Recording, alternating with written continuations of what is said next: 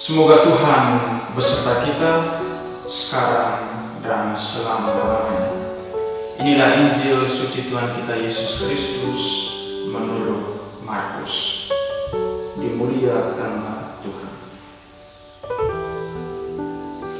Lalu kata Yesus, beginilah hal kerajaan Allah itu. Seumpama orang yang menaruh benih di tanah. Lalu pada malam hari ia tidur, dan pada siang hari ia bangun, dan benih itu mengeluarkan tunas, dan tunas itu makin tinggi. Bagaimana terjadinya tidak diketahui orang itu. Bumi dengan sendirinya mengeluarkan buah, mula-mula tangkainya, lalu bulirnya, kemudian butir-butir yang penuh isinya dalam bulir itu. Apabila buah itu sudah cukup masak, orang itu segera menyambut, sebab musim menuai sudah tiba. Katanya lagi, dengan apa hendak kita membandingkan kerajaan Allah itu? Atau dengan perumpamaan manakah hendaknya kita menggambarkannya? Hal kerajaan itu seumpama biji sesawi yang ditaburkan di tanah. Memang biji itu yang paling kecil daripada segala jenis benih yang ada di bumi.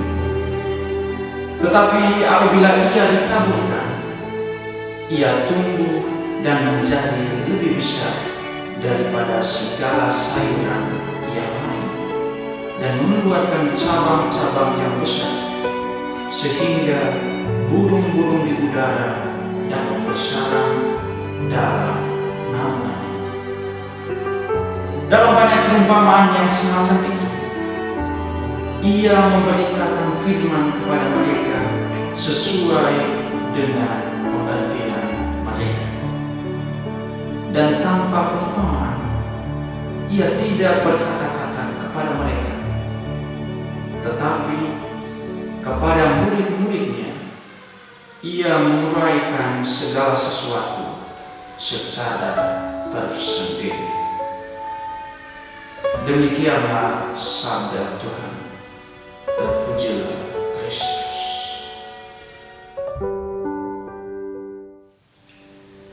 Ada sesuatu yang besar di balik yang kecil. Sesama saudara dan saudariku yang terkasih dalam Kristus Tuhan, salah satu kekhasan Yesus dalam mengajar ialah menggunakan perumpamaan. Tujuannya agar supaya para murid dan orang-orang yang mengikutinya dapat mengerti dengan baik dan jelas tentang maksud perbuatan Yesus. Ada begitu banyak perumpamaan yang diajarkan oleh Yesus. Salah satu yang menarik adalah seperti yang dikisahkan dalam Injil hari ini, yakni biji sesawi. Kita tahu biji sesawi itu bentuknya sangat kecil, bahkan lebih kecil dari benih-benih lain. Tetapi apakah kita tahu maksud Yesus memilih biji sesawi itu? Tentunya ada yang belum tahu alasannya. Yesus memilih biji sesawi itu karena biji sesawi memiliki gambaran yang sederhana. Meskipun kelihatannya kecil, tetapi menyimpan begitu banyak hal-hal yang besar yang bahkan sulit dibayangkan oleh manusia sendiri. Melalui perumpamaan tentang biji sesawi ini, kita diajak untuk terus-menerus melihat makna terindah yang ada di dalam kehidupan kita.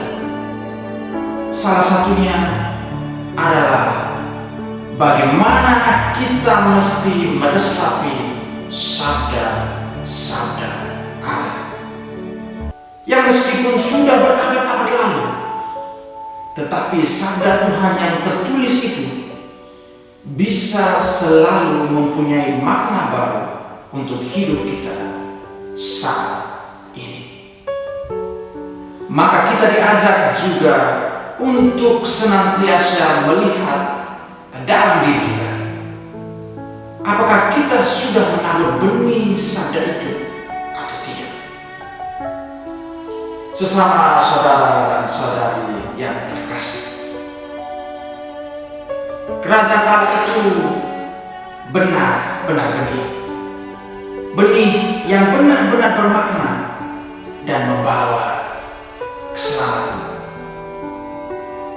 Biji sesawi adalah benih, dan Yesus menggunakan perumpamaan biji sesawi itu sebagai salah satu perumpamaan yang sederhana untuk kita bisa memahami tentang kerajaan Allah. Kesederhanaan bentuk biji sesawi tersimpan karya keselamatan Allah melalui Yesus Kristus. Atau dalam bahasa Santa Teresa Lisieux atau Santa Teresa dari anak-anak Yesus, sesuatu yang kecil itu tersimpan hal yang luar biasa. Dan biji sesawi itu adalah gambaran sabda Allah yang nyata, yang meskipun kecil tetapi memiliki makna yang luar biasa, yang memudahkan manusia untuk memahami tentang karya keselamatan Allah. Sesama saudara dan saudariku yang terkasih dalam Kristus Tuhan, benih itu adalah iman kepercayaan kita bertumbuh tiap hari melalui pengalaman hidup. Untuk itu diperlukan ketabahan diri menjalani semua peristiwa kehidupan, menjalani dengan iman yang benar, dengan karakter yang tidak bermegah untuk diri sendiri, melainkan berkarakter kasih. Kita juga diajak untuk memiliki karakter seperti biji sesawi yang sederhana tetapi mampu membawa keselamatan bagi manusia. Dengan kekasan yang kecil, kita juga mesti mampu melihat yang kecil itu sebagai alat untuk memperlihatkan hal yang luar biasa yang membawa keselamatan, bukan kebinasaan. Oleh karena itu, saudara dan saudari yang terkasih, mari kita hidup dalam kasih Tuhan dengan berpedomankan sabda, yakni dengan memperlihatkan kasih Allah itu di dalam setiap tindakan nyata kita, di dalam interaksi kita dengan sesama, dan teruslah bertumbuh menjadi ciptaan baru. Amin.